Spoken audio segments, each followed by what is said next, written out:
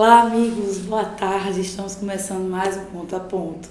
Hoje eu estou um pouquinho sem voz, quase sem voz. Eu vou precisar muito da ajuda de vocês todos que sempre estão conosco para participar aqui dessa conversa com a nossa queridíssima Raquel Maia. Hoje a gente vai falar sobre o tema Por que reencarnei nesta família? Vamos entender, né, por que temos a família que temos. Então, vou convidar todos vocês aí da Rede Amigo Espírita que nos acompanham, no canal 5, que estão já no chat conversando com a gente. O nosso amigo Carlos está aí fazendo a interação com vocês. E também nossa boa tarde o pessoal da TV7 de Campina Grande, que inaugurou mês passado e está nessa parceria com o Ponto a Ponto. Então nós estamos agora pela Rede Amigo Espírita e pela TV7 ao vivo. Então um grande abraço para todos da TV7. Raquel, seja muito bem-vinda mais uma vez. Muito obrigada, boa tarde a você, Giane, boa tarde a todos que nos ouvem, que participam conosco deste trabalho. E é com muita alegria e agradecemos imensamente ao convite mais uma vez de nos encontrarmos aqui. Maravilha. Esse tema de família, a gente escolheu o mês de outubro todo, a gente vai falar sobre família, porque aqui na Federação vai também acontecer o evento da família, já também cada dia da criança. Então é um mês todo dedicado à família. Então, ponto a ponto, o mês todo a gente vai falar sobre a família. E eu acho que o princípio é isso, a gente entender por que temos a família que temos. E o que a gente vê muito normalmente são muitos desentendimentos, né? As famílias estão passando por transformações, mas eu acredito que desde que o mundo é mundo, esses desentendimentos na família, alguns desencontros, alguns desafetos, já acontecem. Então, como é que a gente pode entender esse cenário atual desses desentendimentos familiares? Bem, a família, ela é a célula máter da sociedade. É na família onde nós realmente fomos plantados para florescer e onde Deus nos proporcionou a oportunidade de realmente reajustes e nós nos encontrarmos para cada vez mais estreitarmos esses laços familiares. E os desentendimentos familiares, eles ocorrem realmente desde que o mundo é mundo. Desde que quando fomos criados e a família tradicional no momento atual, as famílias anteriores a gente via muito a questão do patriarcado, né, de toda essa fase na história. Mas o que a doutrina espírita nos traz a respeito de família é que as criaturas estão reunidas para que possam, no processo de reajuste e crescimento, avançar e poder assim, no processo de preparação interior, florescer cada vez mais para poder estabelecer laços de amor, de harmonia e de união. E é na família realmente onde nós demonstramos quem realmente somos. É na família onde a nossa persona, ela realmente vem à tona, onde caem as máscaras, onde nós somos e demonstramos quem realmente somos nesse processo evolutivo de crescimento. Podemos dizer que uma das causas de desentendimentos familiares são muito em relação aos pais e filhos, a ausência de diálogo, por exemplo. Hoje, a gente vê que não existe tanto diálogo como deveria acontecer.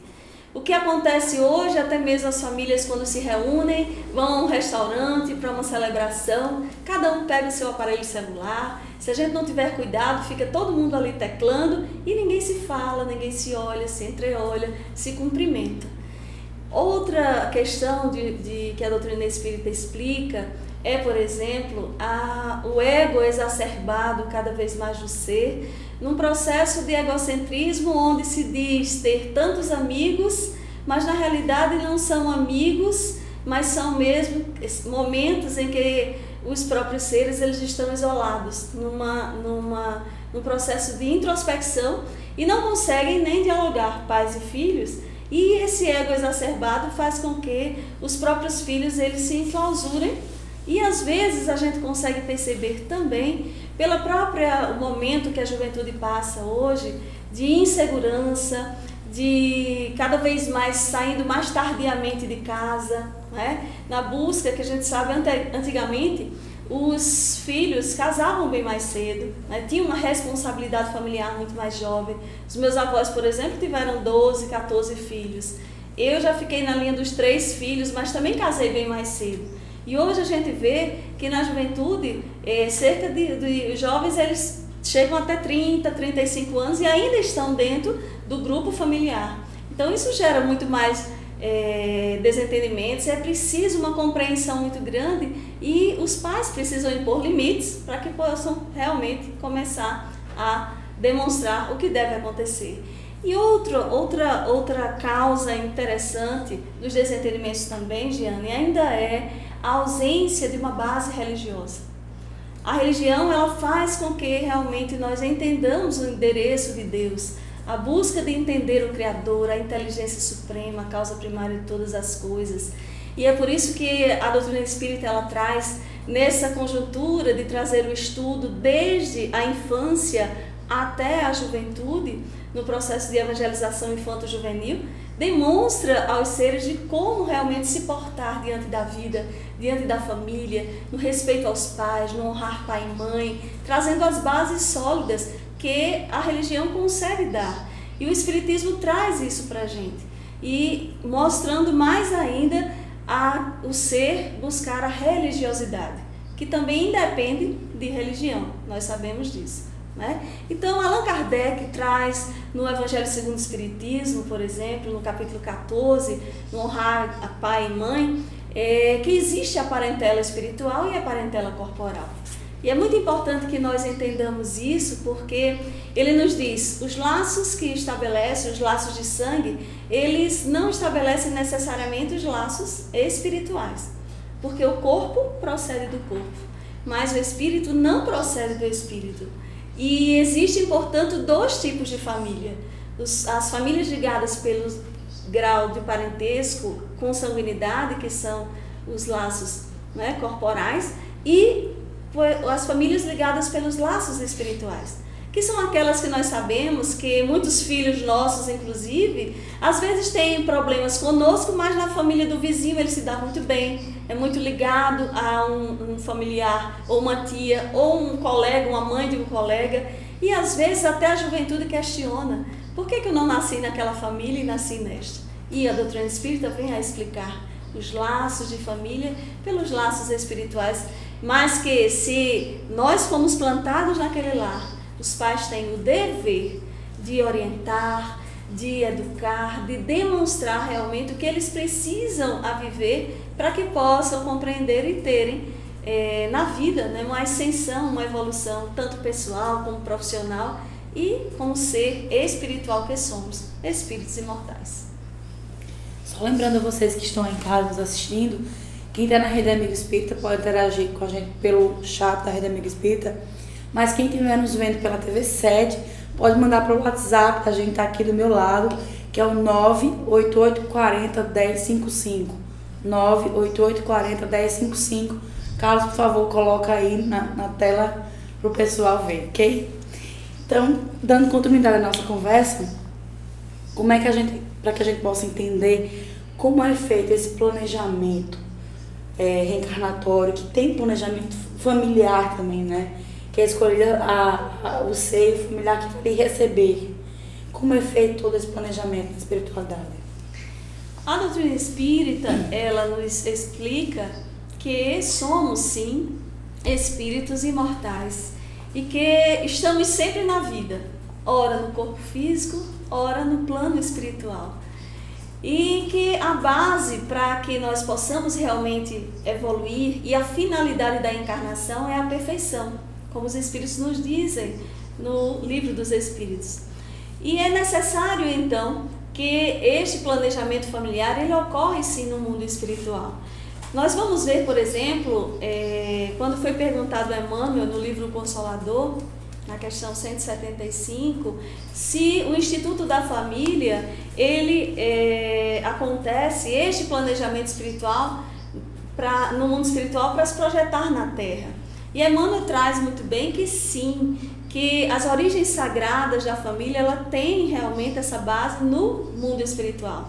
A gente vai ver também, por exemplo, em nosso lar, né, o Ministério da Reencarnação, onde realmente o André Luiz traz toda aquela lição para todos nós, onde ali nós vamos projetar como vai ser o nosso corpo físico, quem vai estar conosco, né?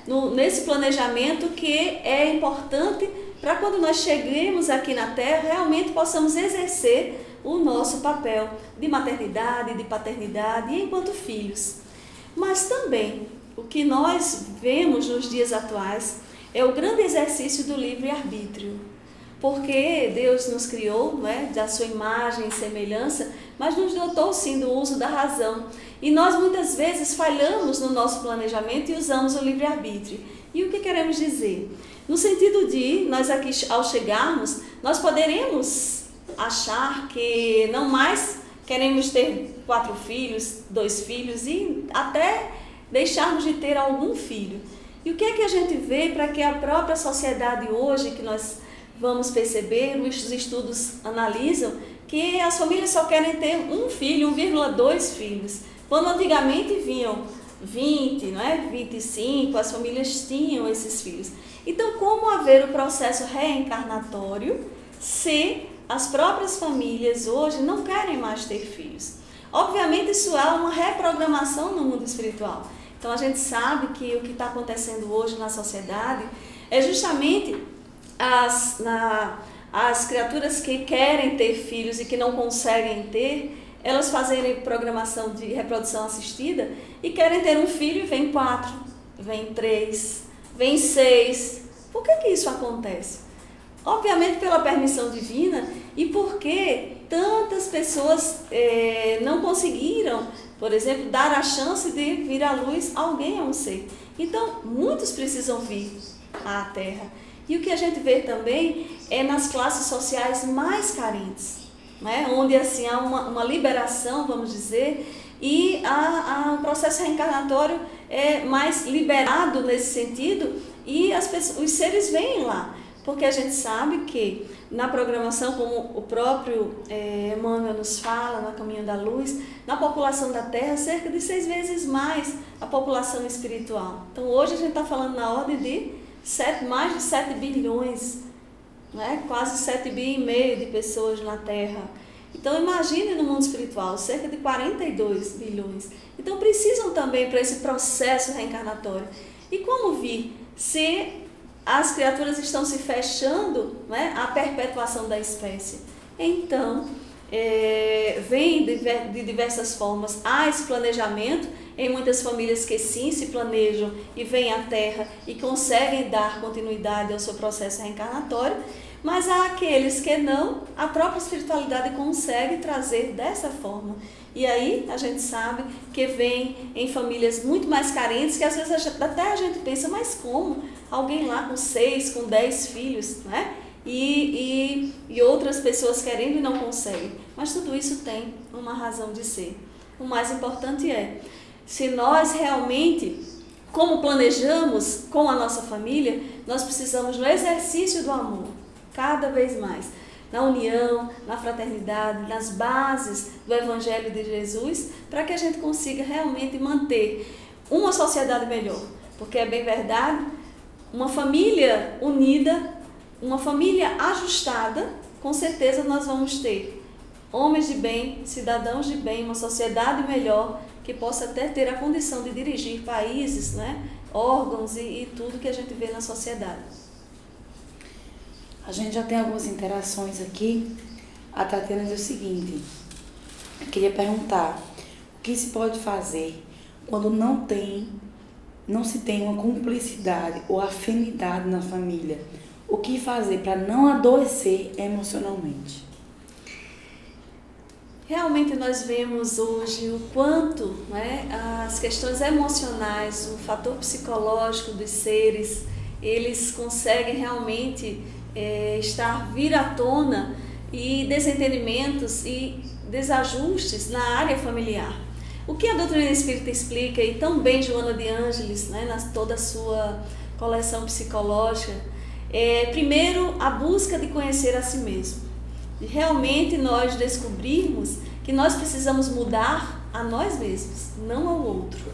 E que se nada acontece por acaso, é preciso sim cultivar na oração, cultivar no exercício maior da integridade do que eu estou a fazer, né, no meu cotidiano, no papel de filha, por exemplo, perante os pais, de realmente ter respeito, de desempenhar o meu papel da melhor forma. E se ainda existem esses problemas emocionais e desajustes, nada melhor do que a própria ação do tempo. E não querer mudar de uma forma porque não se muda o outro. E assim mesmo, tanto aos pais também, quando sentem que doam tudo, não é? Toda essa relação aos filhos e não tem a reciprocidade também. E aí a gente sabe que são casos explicados pela doutrina espírita, porque são momentos de reajustes, né? Nem tudo são flores, porque faz parte da condição evolutiva do nosso planeta. A gente vive num planeta de expiação e provas, rumo à regeneração, como já se fala há algum tempo. Porém, esta regeneração ela só vai avançar, só vai acontecer muito mais e muito melhor quando realmente nós, cada um dos seres, tomar consciência do papel, porque na realidade as leis de Deus elas estão escritas na nossa consciência e cada um deve desempenhar, porque nós não podemos dizer que estamos a sofrer porque o outro está nos fazendo sofrer, porque na realidade nós somos responsáveis pelos nossos próprios atos, pelas nossas próprias atitudes, não é? E não podemos culpar o outro. Nós precisamos saber quem somos no processo de autodescobrimento, de iluminação interior e de fazer todo o bem possível, porque se isso nós fizermos, vamos estar muito mais felizes e vamos aumentar a nossa capacidade de compreender que cada um está num grau evolutivo, num processo de maturidade espiritual. E não é a idade cronológica que vai identificar isso. E é por isso que a gente sabe que muitas vezes tem até filhos que são muito mais evoluídos, dão muito mais lições do que verdadeiros pais, que estão na missão de educar. Complicado, mas a gente tem que se preparar para isso também, né? Então, continuando nossas interações aqui, o Cássio diz o seguinte: será que pedimos para nascer naquela família? Sempre nós podemos afirmar que nada acontece por acaso, porque todo efeito inteligente tem uma causa inteligente. Nós pedimos sim para nascer naquela família. E é interessante porque às vezes a gente vê hoje, e principalmente nas famílias desajustadas, filhos dizerem: eu não pedi para nascer, isso aconteceu, isso é comum, né? Isso é uma prova de que os filhos ainda apresentam uma rebeldia, vamos dizer assim, perante os pais e até mesmo perante Deus, que lhes deu a vida e a proporção realmente da oportunidade desse crescimento, dessa maturidade e a oportunidade de vir à Terra. Mas os pais, eles devem ter, nesse sentido, se algum filho lhes disser isso, o exercício da compreensão e do amor fraternal. Não é por acaso que Santo Agostinho, no Evangelho segundo o Espiritismo, mais uma vez no capítulo 14, mas é no item 9 que ele diz e fala sobre ingratidão dos filhos e os laços de família. E ele diz assim, que a ingratidão, ela é um fruto direto do egoísmo. E a ingratidão dos filhos para com os pais é um dos maiores, e diz assim, é um dos mais danosos. E nós começamos a imaginar que realmente, para um pai ouvir isso de um filho, é preciso ter muita compreensão e compaixão. Mas também Santo Agostinho nos alerta que, partindo do princípio que existe a pluralidade das existências, não foi por acaso que aquele filho está perante os pais e a dizer tal atitude, entender e ter até uma frase a explicar assim: qual de nós dois é o culpado? Porque a gente vê muito nos desajustes os filhos exigirem muito dos pais e não fui eu que pedi para nascer, você que fez isso, por onde isso aconteceu. Então nós podemos afirmar que se qual de nós dois foi o culpado, isso já demonstra que é preciso analisar, né? Cada caso é um caso e o fato de que aconteceu, mas assim, também para os pais terem a consciência e a serenidade de entenderem, de doarem o melhor para esses filhos, de poderem fazer o melhor. E ele orienta mais, para que um dia, na maturidade, inclusive, do filho, poder dizer assim, fiz tudo o que deveria, né? Porque vai nos ser perguntado, o que fizeste dos filhos que te foram confiados? Então, se os pais tiverem, assim, aquela resposta de dizer do fundo do coração, fiz o melhor, dei o melhor para ele, no sentido da educação moral, com certeza vai ficar liberto, porque os filhos, na realidade, eles não são nossos. Antes de serem nossos, eles são filhos de Deus. Eles vêm através de nós, né? E Khalil Gibran já fala muito bem sobre isso, né? Filhos e filhas não são nossos filhos, são filhos e filhas da ânsia da vida.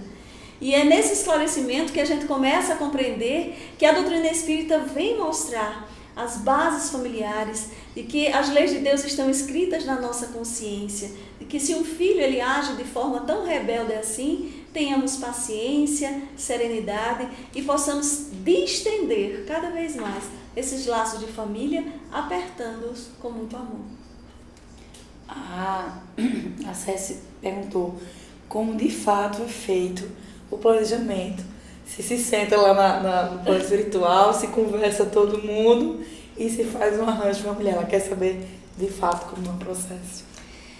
Bem, na realidade a gente começa a citar as obras espíritas, né? André Luiz é o que traz essa questão do Ministério da Reencarnação.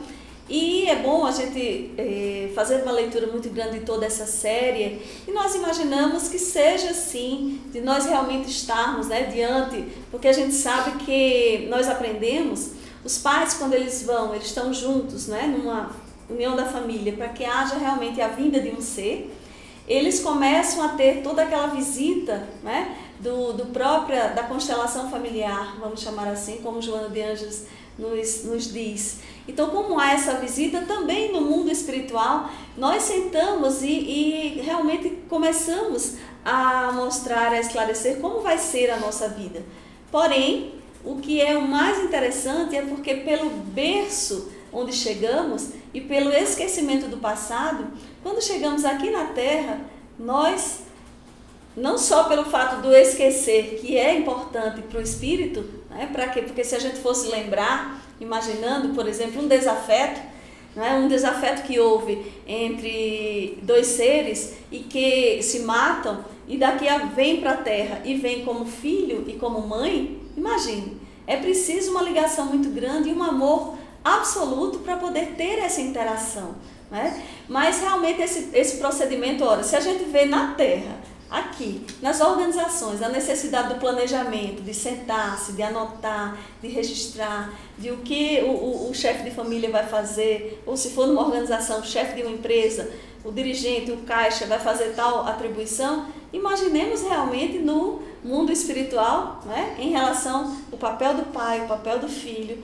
o papel da mãe, mas acontece que nós somos ainda seres recalcitrantes no erro. Quando mergulhamos na carne e chegamos aqui, é como se passasse uma esponja e a gente esquecesse. Por quê? Porque nós queremos as coisas mais fáceis.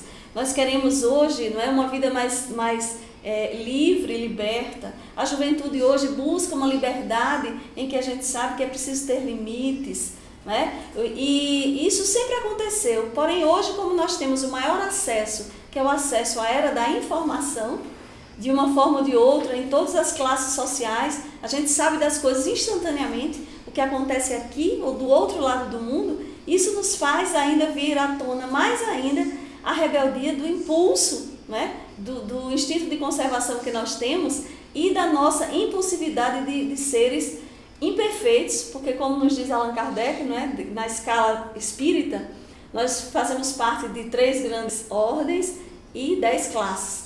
E, com certeza, ainda na Terra, nós somos da 3ª ordem, espíritos imperfeitos. E, ora, vejamos, espíritos imperfeitos que precisamos crescer moralmente, que precisamos, no processo de moralização, de autodescobrimento, de constância de propósitos, para que aí sim façamos jus ao nosso planejamento familiar. E há aqueles, né, que realmente nos perguntam, nos questionam, e que querem, que acham que eu não fiz parte desse planejamento familiar.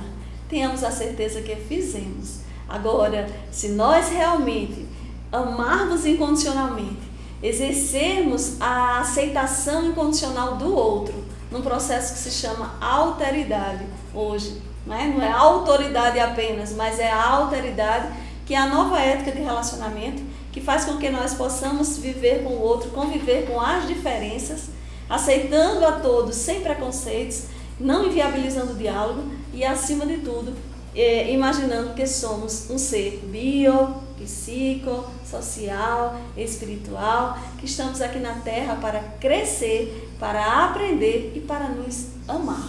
Eis a função maior. E este planejamento familiar realmente, ele aconteceu e acontece. Nós é que não devemos deixar que as coisas ocorram no nosso cotidiano e que nos tirem do rumo. Precisamos sim voltar à sintonia, porque como as leis de Deus estão escritas na nossa consciência, é a hora sim desse alerta, de nós fazermos parte, de mudar o curso da nossa história, para termos um planeta mais regenerado, um planeta melhor, um planeta feliz. Se a gente for analisar bem, eu acho que a gente não pede, não, a gente implora para poder reencarnar. É verdade. E a gente sabe que existe realmente essas visitas, né? Como você me diz, às vezes planeja lá, mas quando a gente está aqui, essa negociação ainda continua. Isso me faz lembrar de uma história de Alberto Almeida, que ele sempre conta, que uma mãe procurou no consultório porque adotou 2 meninas gêmeas. E uma delas era mais doce, mais educada, mais carinhosa, era a filha perfeita, e era a que ela simplesmente não suportava. E o não suportar dela já estava aparente para o pai, para o restante da família. E todo mundo questionava como é que ela não conseguia amar uma criança tão meiga, tão doce. E a própria criança já havia perguntado a ela por que ela não amava. E aí, durante os tratamentos, e aí fez a regressão, e aí foi apresentado a ela que elas eram inimigas de longas datas, que em sucessivas encarnações, uma vinha, machucava, a outra depois voltava, dava o troco, e assim ficando assim. E vieram nessa situação como mãe e filhas, só que a filha já tinha dado perdão, e estava disposta a recuperar, né, a relação. A mãe ainda não. Por isso, toda essa angústia que ela sentia um asco mesmo da criança.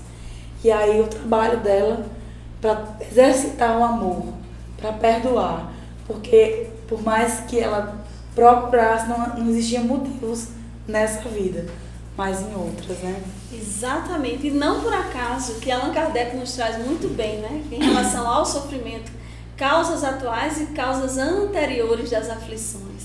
São essas causas anteriores que explicam tantos processos reencarnatórios de famílias que vivem em desajuste, mas que precisando aproveitar a oportunidade de reparação, de poder cortar os grilhões realmente, de poder estender na força maior do amor. E como você contou nessa história, precisa ser dos dois lados. Mas o mais importante é que nós possamos dar o primeiro passo, né? E entender que esta é a existência onde, por exemplo, nós estamos melhores preparados, porque se já viemos de outras, de sucessivas, e no momento atual, é que nós estamos numa fase melhor da nossa vida. Podemos também afirmar que esta existência, ela é, por exemplo, a que nós vamos viver, estamos a viver mais aqui na Terra. Porque hoje já está se vivendo 110 anos, 105 anos, embora a longevidade do Brasil, por exemplo, é de 72 anos. Mas já acontece. E imagine antes, quando a gente falava uma mulher de 40 anos, né? 40 anos, será que eu chego? Era bem distante isso. Então, hoje, o quanto as famílias precisam se unir, o quanto como nos diz Joana de Ângeles, as bases do amor precisam nessa constelação familiar para que haja reajuste. E aí sim, nós precisamos instaurar o amor, o diálogo, a harmonia na nossa vida para que sejamos mais felizes. Que nada acontece por acaso. Então, a gente continua com as interações aqui. O Ronaldo Melo diz o seguinte: como explicar, pelo laço espiritual, um irmão de 52 anos brigando com um pai de 82? Bem, nós vemos nessa particularidade, né, podemos esclarecer que existe algo aí, neste caso, que não é desta existência, não é? Nós podemos afirmar, e a doutrina espírita explica muito bem, que em algum momento anterior houve aí algum processo de necessidade realmente de reparação. O mais importante é que cada um possa, e o filho, aquele que estiver mais propício, que possa começar a exercer o perdão, né? Que possa começar a calar no momento certo. Porque a gente sabe que é muito mais fácil, por exemplo, para a mudança, a modificação às vezes, na fase infantil, na fase adulta, do que na longevidade.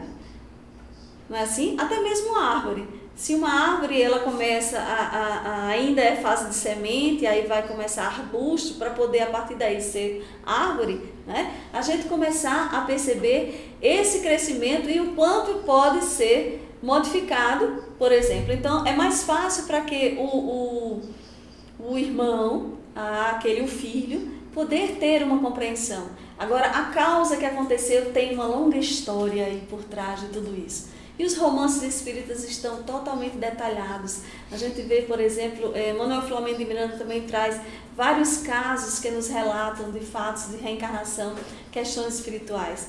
E a literatura espírita, ela nos traz assim um vasto exemplo, mas o mais importante é isso. É nós sabermos que existe uma causa anterior e que nós precisamos cada vez mais instaurar na nossa vida e ver que o que eu posso fazer para modificar, sem poder me deixar levar, sofrer, ou fazer com que o outro seja o responsável pela minha infelicidade.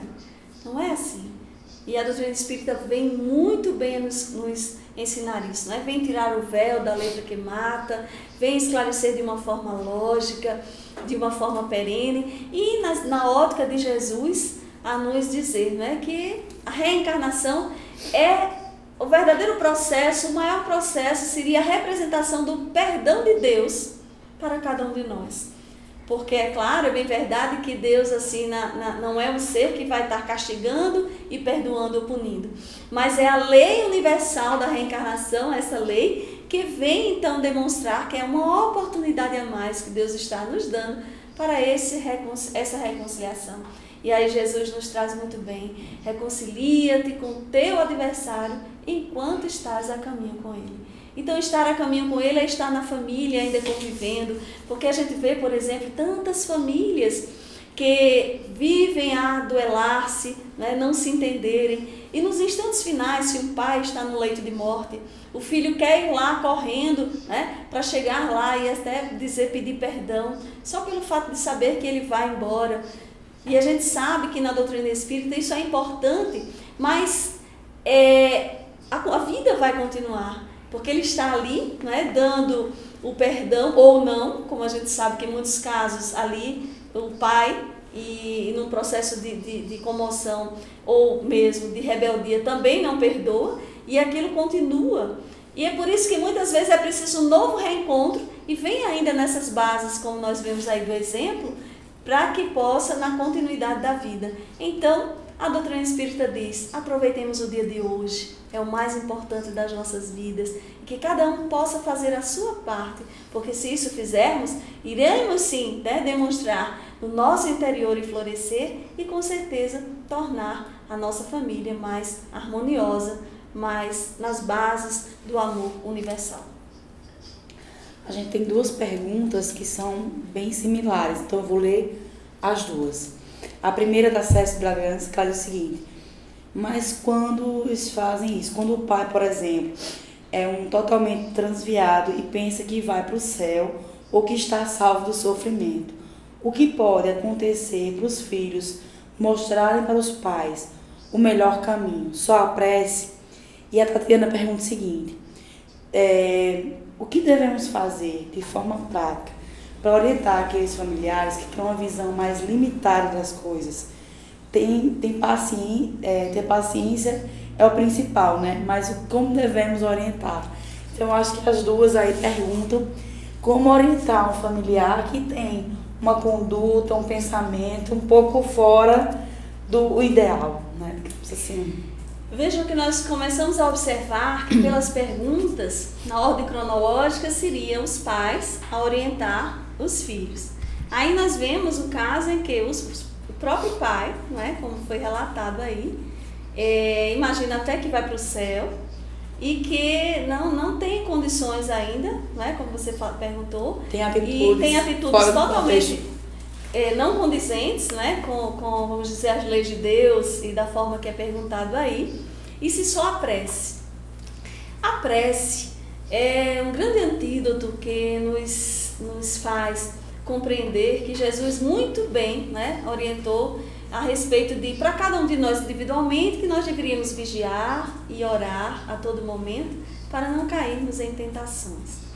Em relação ao outro, mais uma vez, esta questão do pai particularmente que foi perguntado, é a grande compreensão, realmente, de cada um tem o seu momento. Não é pelo fato dele ser o pai e estar nessa condição que deve ser mais evoluído do que o próprio filho.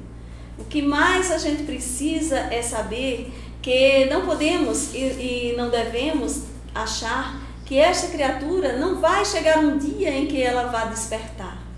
Porque para o Espiritismo, a evolução é perene, ela é constante.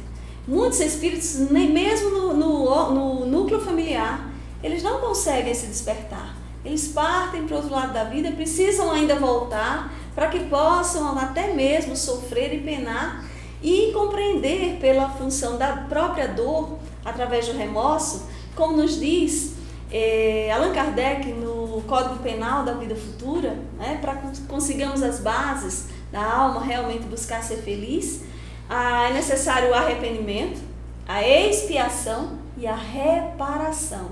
Né? O item, são 33 itens, mas é o 16º que Allan Kardec nos fala sobre isso. E ora, quantas vezes nós precisamos sim dessa expiação até para purgar e conseguir ver e perceber na família a necessidade de mudança. Então, continuem a orar pelos pais, continuem realmente a dar o melhor de si e no honrar pai e mãe, nós temos deveres para com os nossos pais. Não nos cabe julgar jamais nenhuma atitude dos nossos pais. Mais uma vez, Evangelho segundo o Espiritismo, ingratidão dos filhos e os laços de família. Lá, no Santo Agostinho nos orienta, só Deus cabe a este julgamento. Os filhos precisam dar cumprimento ao exercício, né, dessa tarefa. E se os pais abandonaram, a gente vê muitos casos, né, de pais que abandonam os lares, que deixam os seus filhos. Eu me lembro muito bem, Giane, quando toca sobre isso, estava a ler recentemente uma obra fundamental, assim, muito bela, de Sueli Caldas Schubert, que ela traz sobre Divaldo Franco. E Divaldo é um exemplo, a gente sabe, né, para nós, enquanto espíritas, um grande divulgador da doutrina espírita. E tem lá uma mensagem chamada O Suicida do Trem. E conta essa mensagem que Divaldo, ele relata que certa feita foram fazer uma conferência e soube de um trágico, né, uma trágica história de um ser que tinha 10 filhos e por um ato de transviado realmente louco, ele cometeu suicídio, ele pulou nos trilhos de um trem. E aquilo comoveu muito ele e ele passou a orar por este ser diariamente. Todos os dias ele orava. E às vezes, não só uma vez no dia, mais de uma vez. E relata ele que certa feita ele estava, né, com um problema para ele também que era sério. E como ele tem dificuldades de chorar, ele até conta assim, porque diante de tanto consolo que tem para a humanidade, mas ele estava passando por um processo grave e chegou certa vez na janela dele e nem conseguia orar. E começou a chorar, comovido com o seu problema. Não que tivesse se revoltando, nada disso. E o que é que acontece? Naquele momento ele não se apercebeu da presença de um espírito. E pela questão da sintonia fluídica. E este espírito começa a dizer para ele que, por que estás a chorar? E aí ele vem explicar, né, Divaldo, que estava passando por um problema sério e tudo mais. Aí o Espírito diz, não chores, porque se você chorar, todos os desgraçados, aqueles desvalidos, combalidos, vão chorar também. Aí começou a contar, você é um ser que está me ajudando há mais de 14 anos, que eu fui um dos que me suicidei. Aí foi contar a história. E você não sabia, você foi a única pessoa que orou por mim durante todo esse tempo. Porque os meus próprios familiares, depois com a minha melhora, né, que foi passando, melhora espiritual, tive a oportunidade de visitar, mas meus filhos ficaram perdidos na droga, no álcool, minha filha na prostituição, minha esposa também, pelo fato de não ter conseguido levar toda a vida. Então foi uma destituição da família total. E você conseguiu com a força da prece. Eu achei isso tão interessante ele mostrar, né, a força da oração e por alguém que ele não conhecia e pelo fato de fazer sistematicamente. Olha a força e o poder da oração. E aí conta Divaldo, né, nesta obra, que quanto foi tocado e esta entidade pediu para dar um abraço nele. E o seu choro transmitiu para ele tanta alegria e embora não sendo um espírito de um suicida, mas como conseguiu transmitir, né, tanto afeto, alegria e a força da oração. Então, como a pergunta fora feita, que nós possamos realmente orar uns pelos outros, possamos ajudar. E esse é o nosso dever, né, a cada dia. E a força da oração ela é imprescindível. Maravilha. A minha pergunta agora é com relação aos filhos adotivos. Porque se a gente entende que eles têm fundamental papel na família e responsabilidade com aqueles que o adotaram também como um filho natural, então por que ele não já nasceu filho daquela família de forma natural? A doutrina espírita em relação aos filhos adotivos, ela explica, né, que é um grande ato de amor em que os pais que realizam tal forma, tal atitude, é um gesto realmente valoroso e grandioso perante, não é, a justiça divina, a união de poder constituir a família dessa forma. Nós começamos a observar por que isso acontece. Nós temos casos, por exemplo, né, podemos dizer, de várias mães que querem engravidar, querem ter um filho, gerar um filho, tentam de tudo, mas é bem verdade, pelo processo da reencarnação, se a gente for ver um olhar no passado, então podem ter sido mães que cometeram abortos, que tiveram a questão do abuso sexual, da sexualidade em si, melhor dizendo.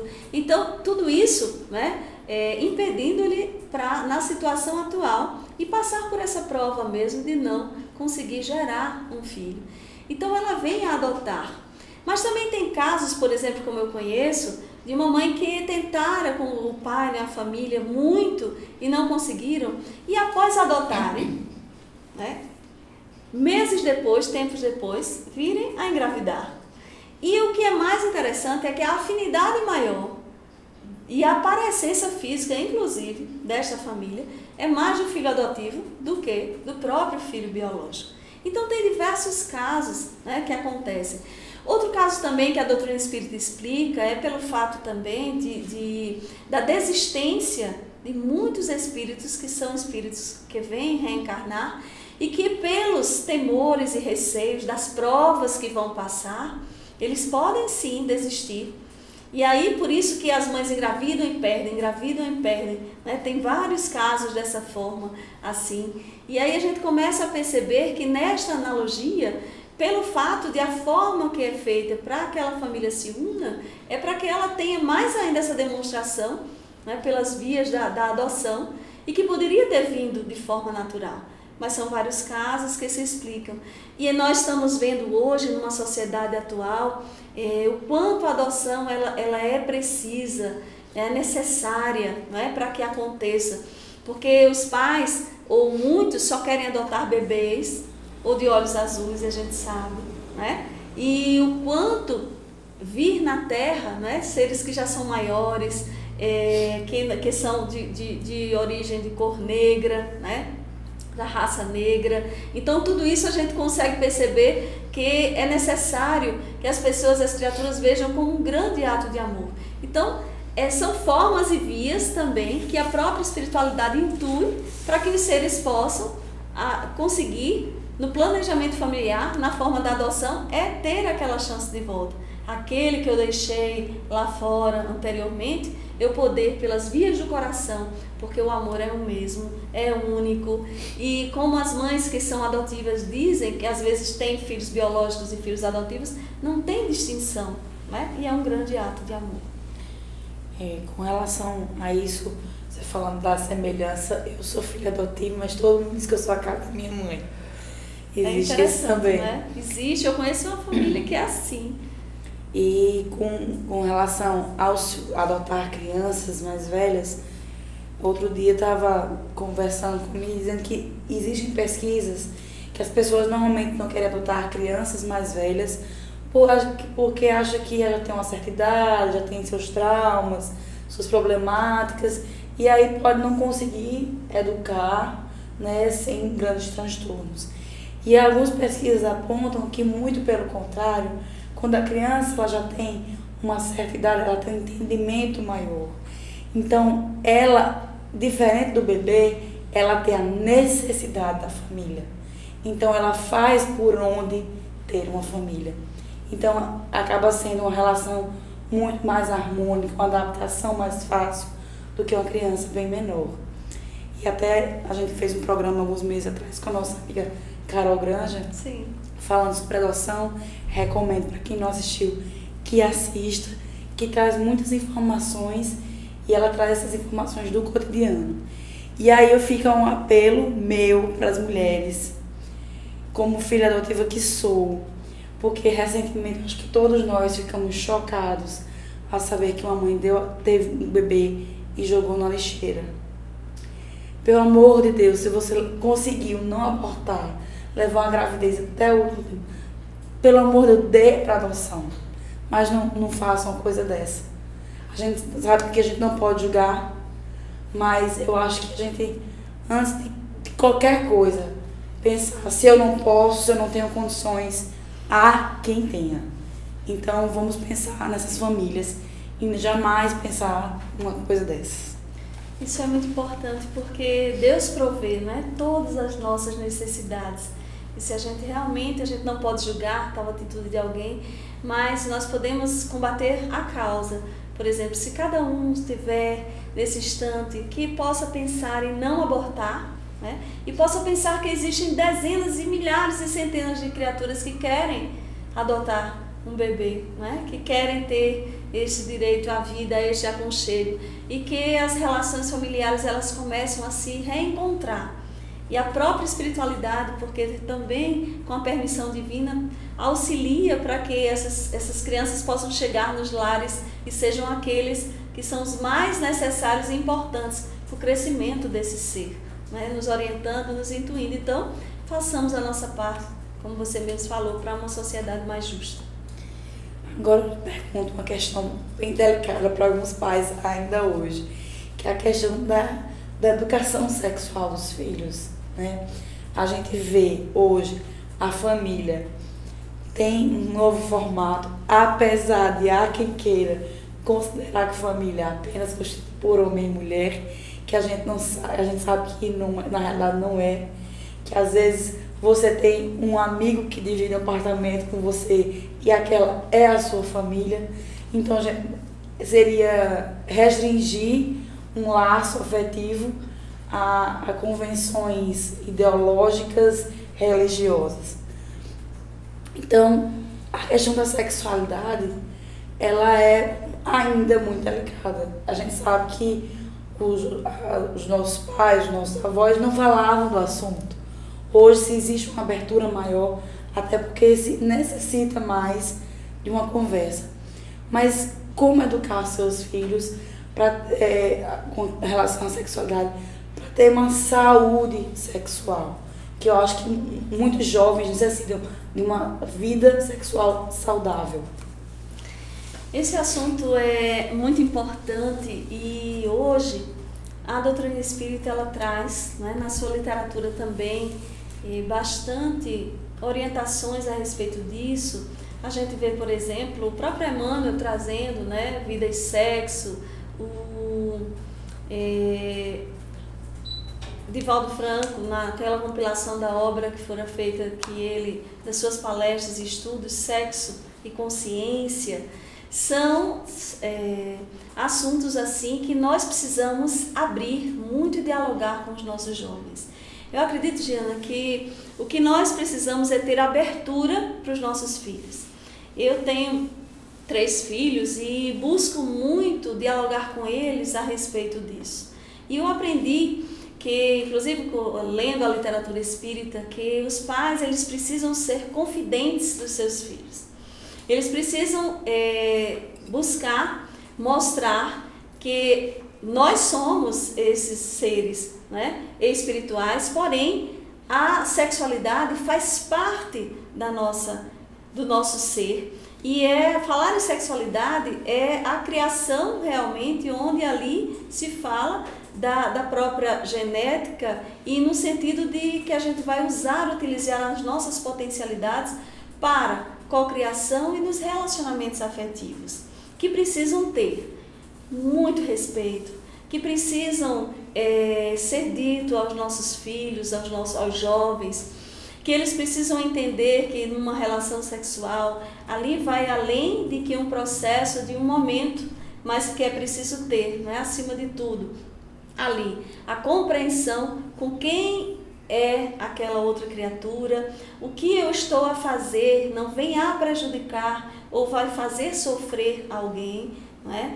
E assim, a gente poder ver que hoje, na própria escola, onde a orientação sexual ela acontece em muitas escolas, mas que elas têm que ter os deveres da escola e os deveres dos pais. Por que dos pais? Principalmente.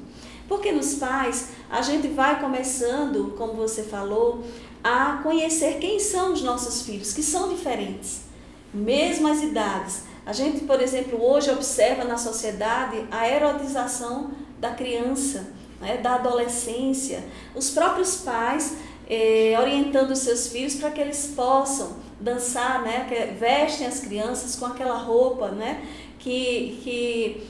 da sensualidade, da criança maquiada, a menina muito pequena, dançando aquelas danças que vêm trazer a libido à tona de uma forma muito, vamos dizer, propícia para as coisas atuais que acontecem.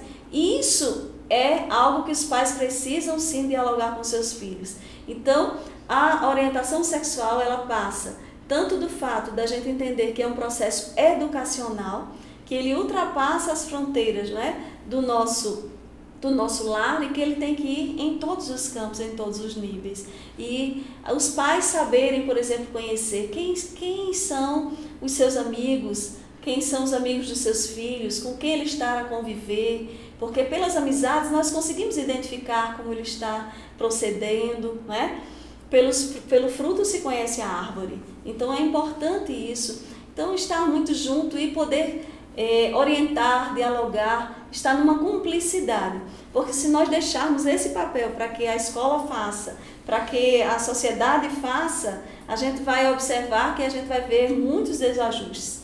E aí, cometendo o que? As jovens, hoje as adolescentes, eu tenho na escola do meu filho, por exemplo, que está com 17 anos, que já são mães, umas que a gente sabe, não é, que pode ter, por exemplo, já ter feito algum aborto. Então é isso que hoje a sociedade está buscando mascarar, não é? E não vir pelo fato, obviamente, de dialogar. Como é que você não sabe onde o seu filho está, não é? E não tem essa abertura, por exemplo, porque não é querer deixar de falar sobre isso também. Como a gente via, antigamente existia isso. A gente dizia, não, antigamente isso não acontecia. Acontecia e às vezes muito mais, só que não se propagava. Mas hoje, o que eu posso falar e que a doutrina espírita que eu aprendo é o diálogo incessante, que não apenas de falar, por exemplo, da genética, da anatomia, da biologia, porque isso os nossos filhos já sabem, mas é falar de energia criadora, energia universalidade, universalizada, que nós precisamos tirar esta energia do órgão que ela se encontra e saber que ela precisa estar na mente, no sentido de como bem utilizá-la, né? No momento certo, com a pessoa certa, onde vai ter assim uma cumplicidade, onde é um grande e verdadeiro ato de amor, porque essa é a forma que Deus nos proporcionou para chegarmos à Terra. Olha a sublimação da energia sexual que precisa, perpetuação da espécie. Nós somos oriundos, frutos todos de uma família, de uma relação sexual. Então não podemos vulgarizá-la e não podemos deixar ao dever de outrem o que nos compete enquanto pais orientar os nossos filhos na sua sexualidade. Você falando aí da responsabilidade dos pais, eu sei que todos os pais têm uma grande responsabilidade com os seus filhos, mas eu acredito que a responsabilidade dos pais espíritas é diferente, não é não?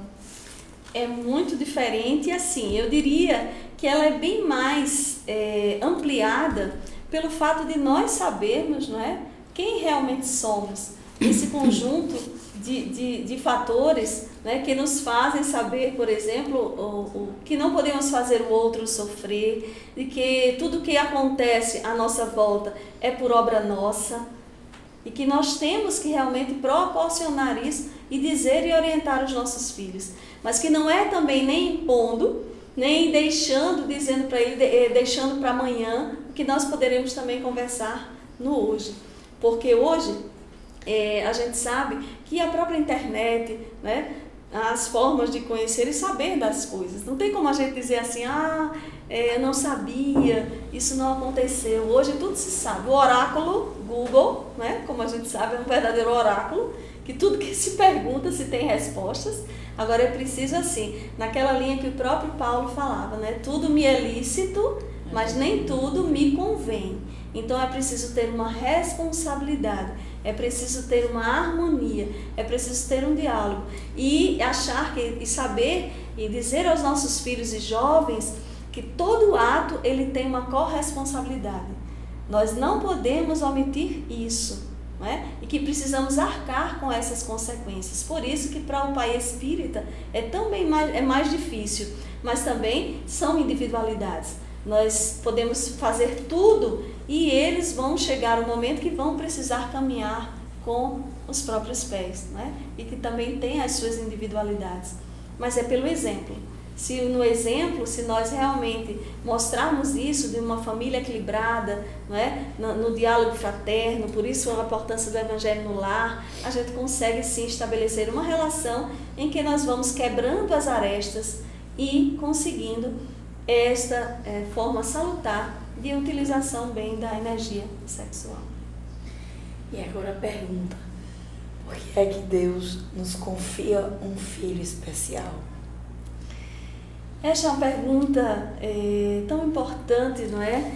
Que nós sabemos que os filhos especiais, eles vêm à Terra de diversas formas. Podem, por exemplo, terem feito, né, terem tido experiências em outrora de momentos em que, pela utilização, pelo próprio suicídio, a gente sabe que em determinados momentos, né, a utilização da vida física e retirada dela, questões da própria sexualidade, os abusos sexuais, transtornos psicológicos, mas também muitos filhos vêm dessa forma especial para dar exemplos e missão para os pais. Tem também essa forma. Então, esses filhos especiais que vêm com síndrome de Down, com determinadas questões de surdez, de deficiências físicas, próprio autismo, tantas questões, mas que tem uma razão aí de aprendizagem, de processo de crescimento e espiritualização. E até recentemente, né, na Rede Globo estava tendo a respeito de síndrome de Down, quantos jovens que conseguem ter uma vida normal, natural, formado em advocacia, até se casando, né? Só que demora um pouco a questão da idade cronológica, mas conseguindo viver de uma forma social. E aí eu lembro, quando falamos de crianças especiais, de um caso de Divaldo Franco, que ele conta assim, melhor dizendo, Emmanuel, né? Chico Xavier, que chegou uma mãe, ele tinha um trabalho bastante especial com muitas mães que ele consolava, e eram mães de filhos especiais. E uma delas chegou para ele assim, disse: Chico, meu filho, ele é surdo, ele é cego, ele é mudo, ele não tem os membros superiores, as mãos, e apenas as pernas. E o médico recentemente disse para ele e disse para mim que ele iria precisar amputar as pernas. Como o Espiritismo explica isso? E eu achei bastante interessante, né? Porque a gente fica de uma certa forma e vê um caso que choca, né? Perante, se a gente não conhecesse a doutrina espírita, a pluralidade das existências. E aí narra Chico que Emmanuel chega para ele e diz: comece a dizer a esta senhora que este filho já é a 10ª encarnação dele no processo reencarnatório, a reencarnação que ele comete suicídio. A 10ª vez. E as pernas em que ele vai estar aí próximo a perder é uma oportunidade que a espiritualidade está dando para ele, porque ele já está com 5 anos de idade e já tentou pular de precipícios, já tentou pular nos rios e mais uma vez dar contas da sua vida, extinguindo a vida física. Então diga a ela que tenha paciência, misericórdia e aceite, porque é uma oportunidade a mais de Deus para que ele possa, nesta vida, compreender. E aí, Chico relata, né, nessa história, que sentiu a misericórdia de Deus. E como aquela criança, por ser um ser tão especial e sem esses membros que iriam ficar, mas olha a oportunidade divina de reconciliação, de entendimento, deste ser que cometera, né, por atos de um suicídio, mas de um processo de grande aprendizado para aquela mãe. Então, há aqueles pais que têm crianças especiais, acolham com muito amor, saibam que aprendam muito com eles, que eles têm muito exemplo para dar. E como nos diz Allan Kardec, não é? A educação maior, mais do que a instrução, é ela que realmente faz com que nós possamos progredir cada vez mais. E que não é, e nos momentos de lucidez, enquanto espíritos que são, eles são radiantes, têm todas as perspectivas, né, da sublimidade da inteligência, do saber, e se com as limitações do momento atual lhes fazem crescer na oportunidade de serem seres especiais aqui na Terra, numa existência que vai passar e que com certeza vão bailar, vão crescer, vão aproveitar, e que os pais acolham com todo o amor possível. Nosso tempo já está finalizando, então eu acho que tem mais 5 minutos só. E aí eu vou fazer a última pergunta. A escolha que os filhos fazem, as escolhas, as opções de vida, são fruto da educação que é dada pelos pais ou é fruto do livre-arbítrio também? Bem, a doutrina espírita vem explicar que depende, né? As escolhas, na realidade, porque nós somos individualidades, mesmo os filhos, são espíritos imortais, que tem sim, né, na sua programação, no seu crescimento, todo esse processo, e que não, muitas vezes não são o resultado de tudo aquilo que os pais dizem para eles, porque são individualidades. Porém, a importância dos pais aproveitarem na infância, na maturidade, na juventude, as impressões maiores desse processo educacional para que eles possam lhes ajudar, né, no processo de escolhas. Mas a gente vê, por exemplo, que tantos jovens que não conseguem, os pais fazem de tudo para que eles possam ir pelo melhor caminho e eles, ainda recalcitrantes no erro, eles então partem e vão por outro lado. Vamos dizer, pela ausência do bem. Seguem o caminho das drogas, às vezes, se desvirtuam, fazem escolhas, mas qual filho pródigo? Os pais têm que estar sempre preparados, de braços abertos, para acolher esse filho de volta, que volta à casa paterna e materna, que bate a porta e que precisam ali dar continuidade à sua existência. A gente vê, por exemplo, aquele filho de Joana de Cusa, né? Ela que conseguira seguir Jesus, entendendo todo aquele processo, e na fogueira ali estava com o filho do lado, e sabia, para aquele filho ele não tinha sido a melhor escolha. E mesmo assim o filho a dizer, né, mãe, abjura E ela disse: meu filho, você vai entender no reino maior todo aquele processo em que eles passavam e as tochas vieram à tona. Então a gente começa a observar que os filhos, eles sim, eles têm o livre-arbítrio. Por isso que os pais precisam estar com a consciência tranquila do dever cumprido. Eu fiz o melhor, eu orientei sempre, porque podem destituir-se em famílias. Podem existir, né, o ex-esposo, ex-esposa, mas ex-filho não existe. Filho é para todos sempre, né? No sentido dessa questão da constituição da família. Então, que possamos dar o melhor aos nossos filhos em orientação, no caminho da sublimidade do ser, mostrando-lhes as consequências. Se pegar no fogo, tem a questão do queimar-se. E culminando com a questão do amor universal, que é sairmos de uma fase instintiva, passando pela sensação, como nos diz Lázaro, na lei de amor, rumo à era do sentimento, que é o amor em profusão. Raquel, muito obrigada por mais essa participação. Então, gente, fica aí. Eu que agradeço. Nossa mensagem final, esse mês que é dedicado à família, né? Então, vamos entender cada membro da nossa família como um ser que está nesse processo de evolução. Uns mais na frente, outros atrás, indiferente da posição que ocupa em nossas vidas. Então, nossos amigos da Rede Amigo Espírita e da nossa mais nova amiga TV7, ficamos por aqui hoje, convidando vocês para domingo que vem estarem com a gente para mais um Ponto a Ponto. Até lá!